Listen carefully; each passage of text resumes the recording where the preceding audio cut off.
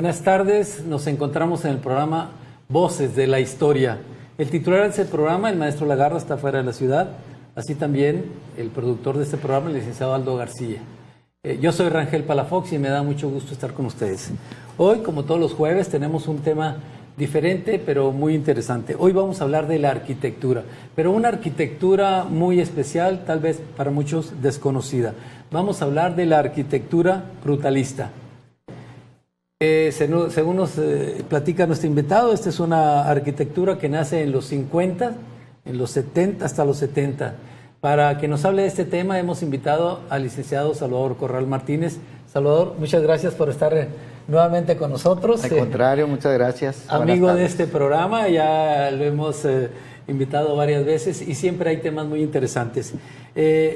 Decía yo que la arquitectura brutalista pues es una de las corrientes de la arquitectura y el licenciado Salvador Corral es un hombre estudioso de este tema. A mí también en lo particular todo lo que tenga que ver con arquitectura me gusta y me apasiona. Él es el vicepresidente de la Sociedad Sonorense de Historia, notario público, tiene programa de televisión, tiene programa de radio, le gustan las artes plásticas, bueno, y es un estudioso y un lector incansable. Y hoy nos va a hablar precisamente de la arquitectura brutalista. Salvador, si no tienes dinos qué entendemos por arquitectura brutalista para los que no sabemos del tema. Sí, muchas gracias. Pues resulta que llegó a mis manos una revista, pues ya ves que uno siempre está leyendo y está viendo cosas, ¿no? Y de repente encuentro yo este concepto de la arquitectura brutalista y dije, Chihuahua, ¿y esto qué es? Esto no había yo caído en cuenta de este estilo arquitectónico, a pesar de todo lo que les he platicado en este programa, gracias a la invitación que me hacen aquí los señores miembros de la Sociedad Sonorense de Historia, y me puse a investigar y me encuentro que en los años 50 el arquitecto Le Corbusier como que ideó un concepto que se llama el Breton Brut, que es el utilizar la crudeza de los materiales sin darle el trato fino, el enjarre, el adorno, la moldura, la combinación de colores. Entonces, el arquitecto británico Rainer Branham adopta este término del Breton Brut y lo convierte en brutalismo. Entonces surge una figura interesantísima a nivel mundial en donde se empieza a tomar esta idea de construcción que le da un nuevo giro a la arquitectura mundial. Recordemos que en el 1950, cuando surge esta figura, pues acababa de terminar, Rangel, la Segunda Guerra Mundial y había escasez de recursos, obviamente. Y las ciudades de Europa estaban destruidas, estaban bombardeadas. De hecho, en Berlín, si te ha tocado ver, conservaron una glorieta con una iglesia bombardeada que no está ni derrumbada, ni arreglada, ni nada, para que quede como un testimonio de la crudeza de los bombardeos de la Segunda Guerra Mundial. Entonces, habíamos pasado el Art Nouveau, el Art Deco del que ya hablamos aquí, de los diferentes estilos elegantes y suaves, claro, y estéticos, refinados de la arquitectura, y ahora damos un tremendo vuelco. Si quieren ir poniendo ya las fotografías, y fíjense ustedes cómo vemos aquí. Comentábamos que esta tiene la particularidad de que respeta mucho las figuras geométricas, ¿no? En este caso estamos viendo las figuras cuadradas. Así es. ¿De dónde tienes alguna idea de dónde es eso? Sí, este es un conjunto brasileño de vivienda, en donde seguramente esto empezó como en un accidente y ya después un arquitecto pues le dio la forma que, además de su estilo monumental, grandioso, es impactante. Entonces dicen los estudiosos que le dan al espectador y obviamente le dan al cliente de los arquitectos pues una nueva visión de su proyecto, de su construcción, pero también una nueva visión de la ciudad. Entonces, si nos pasen el favor de poner otra foto, Vemos, mira, cómo parece que se va derrumbando. Derrumbando, qué curioso, ¿no? A través de los efectos de un sismo, ¿verdad? Pero eso es nada más para darle ese efecto dramático a las cosas, pero también vean ustedes la crudeza con que se manejan los materiales. El material Luz Divina, si quieres ir viendo también las fotos para que tomes ahí en tu cámara, podemos advertir el gran tamaño. Sí, sobre todo, ¿no? La majestuosidad de las construcciones, ¿no? Así es. Podemos ver la geometría angular, ¿verdad? Empieza a ver mucha repetición de ángulos, de formas, de molduras, etcétera. También la textura áspera, no vamos a encontrar un acabado fino, no, ¿verdad? O sea, que el yeso ahí no aparece para nada. Sí, para nada, ni en exteriores ni en interiores, como vamos a ver ahorita más adelante. Muy bien. Vemos que están materiales en bruto, como decíamos ahorita, con el manejo del concreto, sobre todo del hormigón, dicen los expertos en arquitectura, tanto en el exterior como en el interior. También vamos a ver, si nos hacen el favor de poner otra lámina, vemos ahí ángulos, estructuras, monumentos, y aquí vemos en especial en esta foto hacia el lado derecho de su pantalla, vemos cómo están marcadas las maderas de la cimbra en la fachada. Sí, ¿verdad? Qué curioso, sí. Para darle ese efecto dramático de lo áspero en el manejo de los materiales. Por eso el arquitecto Le Corbusier decía que era el breton brut, o sea, el cemento o el hormigón en bruto. Y ahí nació la figura del brutalismo. También, no solamente, como en esta fotografía, vamos a ver el concreto.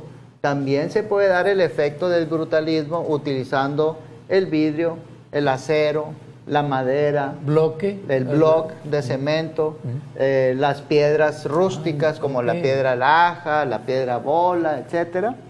Y también las vigas de acero. Estoy viendo, Salvador, que esta corriente arquitectónica, pues no nada más es para edificios, sino para monumentos, ¿no? Sobre todo muy majestuosas, ¿no? Así es. Muy grandes, pues. Sí, ese edificio es una torre de departamentos y oficinas en Madrid.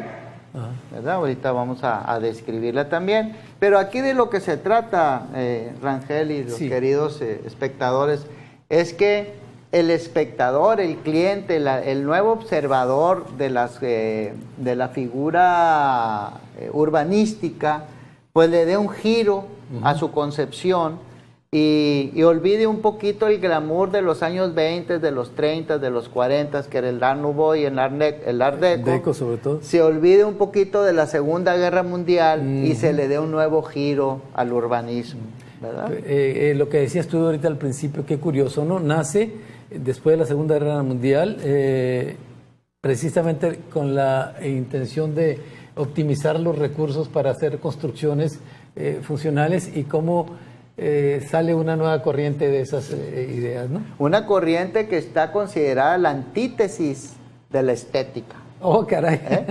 Lo ¿verdad? Contrario. Sí, obviamente que dentro de la arquitectura pues hay corrientes de opinión, ¿verdad? Claro. Y hay el estilo refinado de la estética, donde esto parece un poquito burdo. Vean ustedes esta gráfica ahorita, en donde se juega ya con el cálculo estructural, y en una base relativamente reducida frente al resto de la monumentalidad de ese edificio de vivienda, pues se ve un cambio drástico en el tema. Qué curioso, eso está súper espectacular, como que juegan con la ley de la gravedad ahí, una especie de equilibrio, ¿no? De toda la masa grande. ¿Tenemos alguna referencia aquí en México que haya llegado esa corriente, Salvador?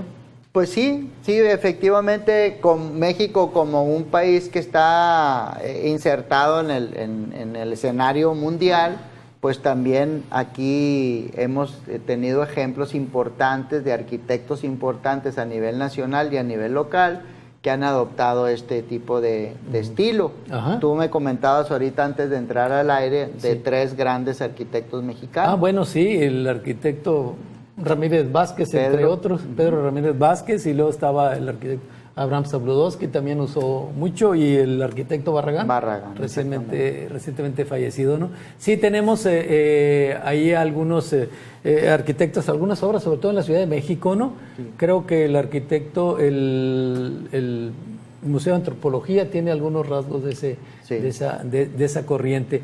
¿Algún otros? Aunque el Museo Nacional de Antropología e Historia pues tiene su refinamiento, ¿verdad? Sí, claro. El Gran Paraguas tiene una serie de representaciones de tipo jeroglífico, ¿verdad? Las grandes celosías que son típicas de los años 60. Exacto. ¿Verdad? El gran patio con los espejos de agua, y las salas pues son hasta cierto punto refinadas, pero él utiliza mucho la cantera negra para ligar el edificio de los años 60 con la antigüedad, con los aztecas y los olmecas y los toltecas, y entonces ahí hay un gancho. Pero lo que no me puedes tú discutir es que la gran mole nacional del fútbol, que es el Estadio Azteca, tiene un estilo totalmente brutalista, porque es de concreto puro y sin ningún refinamiento. Y si tú subes a las suites, de estos que hay en medio, se nota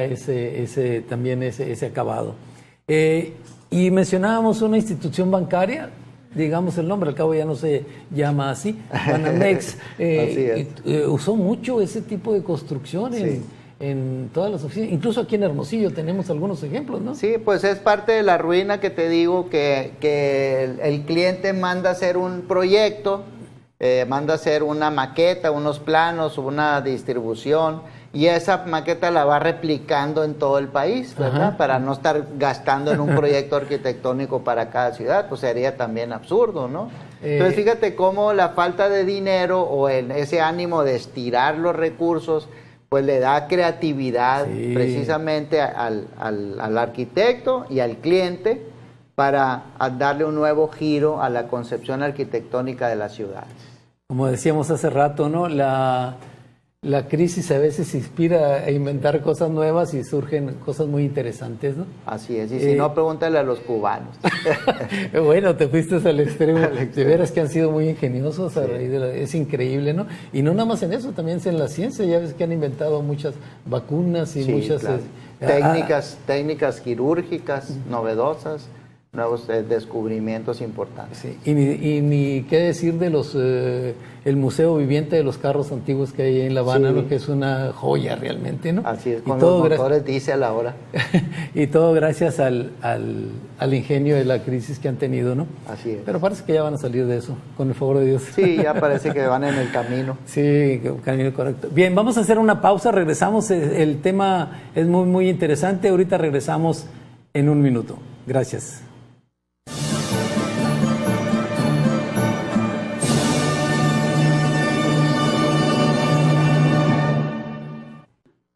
Bien, continuamos con el programa Voces de la Historia. Estamos hablando de la arquitectura brutalista.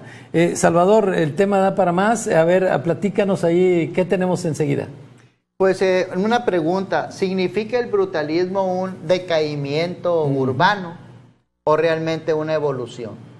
Buena pregunta. En principio pudiéramos pensar que es un decaimiento, ¿verdad? Después de la Segunda Guerra Mundial hay poco dinero, la gente está pensando en un resurgimiento, no solamente urbanístico, sino personal, familiar, en todo sentido, social, económico. ¿Por qué? Porque pues hubo muchas pérdidas humanas y en cada familia, pues si no había un hijo, un hermano, un papá o un familiar cercano, pues se había perdido en esta terrible confrontación, ¿verdad? Pero ya los ejemplos que tenemos a nivel mundial de la arquitectura brutalista, pues podemos decir que no es un decaimiento, sino que también la inventiva, la imaginación, la creatividad de los arquitectos. Sí, porque obligó a estructuras más sólidas para sostener esas moles, ¿no? Y quizá desatendieron un poquito el refinamiento por darle más, hacerlos más prácticos, más funcionales. Prácticos. Sí, acuérdate que en uno de los programas anteriores hablábamos de las edificaciones públicas antes de los 60 y después de los 60. Correcto. Entonces no vamos a comparar la Catedral Metropolitana de Hermosillo con la Cámara de Diputados o el Centro de Gobierno, ¿no? Son totalmente diferentes, las dos tienen su belleza, tienen lo suyo, pero vemos el refinamiento del pasado contra los materiales burdos y prácticos del presente, ¿no? Ahí vemos, por ejemplo, en un cine de la ciudad de Hermosillo, en donde vemos cómo está el pilar sosteniendo con esos cables, esos tirantes, el techo de la recepción, que eso en años pasados, en épocas pasadas, pues era impensable, ¿no? Sí, totalmente. También tenemos ese block cara de piedra que está atrás de las letras, de arriba, en donde a propósito se juega con esa textura rústica, ¿verdad? Con la apariencia de una piedra burda para darle un cierto carácter entre adobe y entre piedra a las fachadas. Y también se juega mucho con el vidrio y con el acero. Sobre todo con eso, ¿no? Así es. Fíjate que, Salvador, haciendo memoria de algunos edificios, tú me platicabas y ahorita seguramente lo vas a abordar, cómo en Sudamérica tuvo mucho auge, en Argentina, en Uruguay, Brasil, ahorita nos platicarás de eso. Yo te comentaba que en Dominicana hay un faro monumental en Santo Domingo y tiene mucho ese no sé si corresponda totalmente al estilo brutalista, pero tiene todas las características, ¿no? Es un monstruo aquella cosa, ¿no? Y te comentaba también, no te quiero robar mucho tiempo, que este estilo brutalista tiene mucha similitud con los famosos juegos Legos que surgieron precisamente en esa época y todavía hasta la fecha, ¿no? Entonces, yo creo que algo se inspira, si lo puedo hacer en plástico, lo puedo hacer en cemento. Sí, se van jugando con los moldes, ¿verdad? Así es. ¿Qué más tenemos por ahí? Entonces aquí empieza a surgir otro negocio, o sea, buscarle la utilidad y la versatilidad a los materiales para empezar a jugar con ellos y también abatir los costos, ¿no? Sobre todo. Por ejemplo, aquí tenemos una consola que es una combinación de plástico con vidrio, con lo que se llaman las arañas de aluminio para sostener los cristales, y vemos ahora fachadas de cristal que están sostenidas con estas arañas de aluminio y le dan toda una vista industrial al edificio.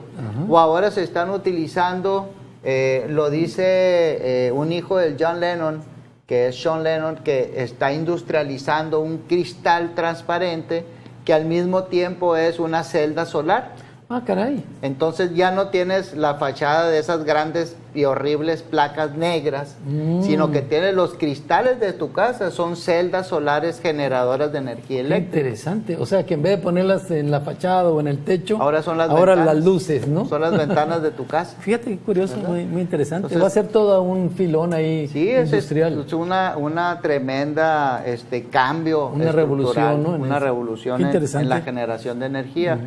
Entonces, siempre que veamos nosotros este estilo brutalista, lo tenemos que ligar con lo monumental, lo grandioso, ¿verdad?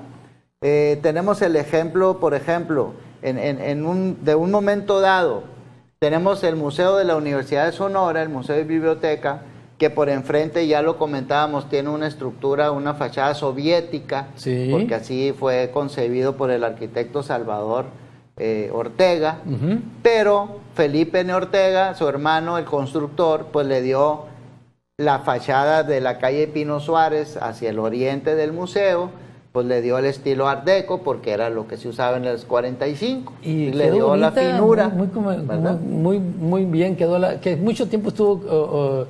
oculto prácticamente, y cuando hicieron ancha la avenida de Pino Suárez, pues surgió esa bonita fachada, porque es otra fachada, ¿no? Es otra fachada totalmente. Entonces vamos a comparar para que nuestro televidente lo advierta, esa finura del Museo y Biblioteca de Hermosillo, que tiene la fachada soviética hacia la rectoría y la parte de atrás en Art Deco, frente a un edificio de Banamex, que es una cajota de zapatos cacariza en el cemento, hecha así con todo el propósito, con ninguna ventana, jugando con las volumetrías para que no fuera totalmente cuadrada, pero además pintada, Rangel, de color gris oscuro. Gris oscuro, para sí, darle más dramatismo todavía a la construcción. ¿Cierto? Y fíjate cómo ese tipo de estructuras fueron cambiando la imagen de la ciudad, porque veíamos ese tipo de construcciones al principio y ya después vienen imitaciones, vienen otros bancos que copian de alguna manera también ese tipo de estructura brutalista y se va alejando el refinamiento poco a poco. Aquí se confirma lo que en algunos otros programas nos has platicado, de que son los arquitectos los que les van dando forma a las ciudades, personalidad, ¿no? Y personalidad, sí, sin duda, ¿no? Sí. Entonces, no sé si tenemos fotos. Sí. ¿Tienes fotos de Sudamérica, de algunos? Sí, a mí me gustaría que empezáramos con el tema de las primeras fotos, si nos quieren hacer favor, ahí en la cabina de producción, para que empezamos a hablar de los edificios. Ya veíamos que ese es un conjunto habitacional allá en Brasil, en donde se da ese juego de imágenes y de volúmenes. Sí. Yo no sé cómo estén interconectadas esas casas por adentro, ¿verdad? Es otra ciencia ahí, ¿no? Así otro reto para el arquitecto. A lo mejor pasan por tu recámara para ir a la cocina de la casa del vecino, ¿no? ¿Quién sabe? Había que... Así es. Oye, la siguiente. Bueno, te comentaba la foto anterior, hasta tiene un aire, esa que estamos viendo, a las favelas, ¿no? A las favelas de Brasil, ¿no? O sea que juega una cosa con otra, ¿no? Así es. Después vemos el complejo cultural Teresa Carreño en Caracas, que es ese, que le decía ahorita a nuestros amigos televidentes que parece que es víctima de un terremoto que está... Sí. Fíjate cómo la fotografía y obviamente el edificio tienen movimiento ya de por sí, parece que se va derrumbando. El siguiente es el complejo, Torre Complejo Cusco, en Madrid, ¿verdad? También tenemos la Universidad Leeds en Inglaterra. Ese es en Madrid, como les decía hace rato. Mira eso, qué interesante, ¿no? Sí, tenemos ahí la Universidad Leeds en Inglaterra. Y luego el Museo Nacional de Perú. Caray. Fíjate cómo está la volumetría, los ángulos, ya es puro concreto. Puro concreto, ahí puro sí no hormigón, hay ni... Un poco de aluminio, un poco de cristal. Como que no les alcanzó el presupuesto para la pintura, ¿no? Hasta eso pareciera, ¿verdad? Eso pareciera, ¿no? Sí. Y fíjate ese, mira, qué interesante, ¿eh? Ese está interesantísimo porque es un monumento ya de por sí, ¿verdad? Sí, es lo que comentamos hace rato, que no únicamente aparece esta corriente para monumentos, sino para edificios, para casas, habitaciones, ¿no? Sí. Así es la siguiente. Ahí veíamos que es el cine que tenemos en Hermosillo, donde se ve el bloque cara de piedra, se ven los tirantes, se ve la columna, se ve el cristal. Entonces es una forma pues rápida y económica de construir y de replicar el proyecto por todo el país, como decíamos ahorita. Esas torres de departamentos tienen esas interesantes placas de energía solar, estas placas negras que se ven hacia la derecha de la pantalla, que ya van quedando un tanto cuanto obsoletas porque el Sean Lennon ya tiene la franquicia del cristal transparente es para cristal, que las ventanas sean las esa son las celdas. del Boulevard Morelos, supongo, Morelos, ¿no? y López Portillo, sean las celdas solares, también es estructura brutalista. Sin embargo, todavía en ese ejemplo, pues sirve como fachada y no como una terraza ya de células, ¿no? de celdas solares, ¿no? Sin embargo, el tener un cristal transparente y que a la vez sea de energía, captador de energía, pues doble beneficio, ¿no? En el edificio se ven bien y además imagínate el atractivo de decirte, réntame un departamento y jamás vas a pagar luz. No, hombre, qué bárbaro. Porque el edificio la genera. Y para allá vamos, ¿no? Para allá vamos. Para allá vamos con la energía, cada vez se está usando más, sobre todo aquí en Hermosillo, cada vez son más. Pues tú mismo ya la instalaste, ¿no? Sí, yo ya tengo en la notaría pública, claro. Sí, muy bien. Aquí tenemos una tienda de comida rápida donde se ve claramente el cristal, se ve el bloque cara de piedra, la fachaleta.